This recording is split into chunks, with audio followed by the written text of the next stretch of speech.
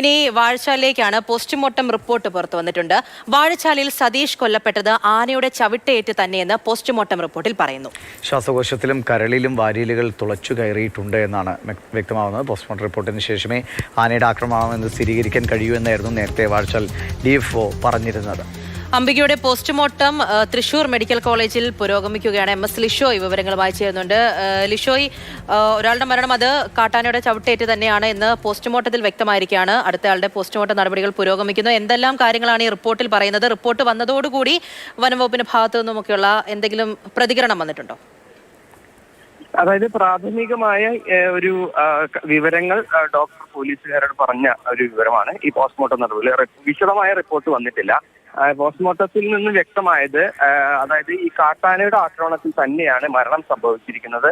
കാട്ടാനയുടെ ആക്രമണത്തിൽ ഈ മരിച്ച ഈ സതീഷിന് ഇത്തരത്തിൽ വാരിയെല്ലുകൾക്ക് ക്ഷതം സംഭവിച്ചിട്ടുണ്ട്. ആ വാരിയെല്ല് ശ്വാസകോശത്തിലേക്ക് കുത്തി കയറുകയും ചെയ്തിട്ടുണ്ട്. അതിനോടൊപ്പം തന്നെ ഗുരുതരമായി ഇന്റേണൽ ബ്ലീഡിംഗ് ഉൾപ്പെടെയുള്ളവ ഉണ്ടായിട്ടുണ്ട്. അങ്ങനെയാണ് മരണം സംഭവിച്ചത് എന്നുള്ളതാണ് ഇപ്പോൾ പോസ്റ്റ്മോർട്ടത്തിൽ നിന്ന് വ്യക്തമാകുന്നത്. മറ്റൊരു പ്രധാനപ്പെട്ട കാര്യം,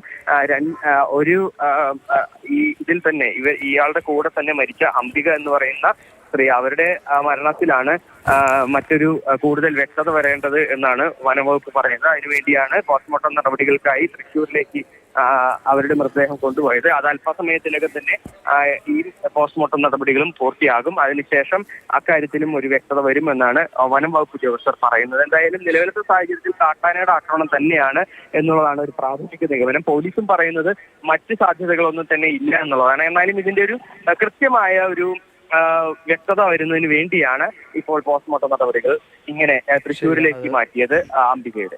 ഇപ്പൊ നിയമപ്രകാരം അത് സ്ഥിരീകരിക്കേണ്ട ആവശ്യമുണ്ട്. മെഡിക്കൽ റിപ്പോർട്ട് അതിന് കൃത്യമായി വേണം തന്നെ. എന്തായാലും ആദ്യത്തേത് ആനയുടെ ചവിട്ടേറ്റ് തന്നെയാണ് മരണം സ്ഥിരീകരിക്കുന്നത്. രണ്ടാമത്തെ ആളുടെ പോസ്റ്റ്മോർട്ടം നടക്കുകയാണ്. അതിലും വ്യത്യാസമായിട്ടുള്ള കാര്യങ്ങൾ വരാൻ സാധ്യതയില്ല എന്ന് തന്നെയാണ്.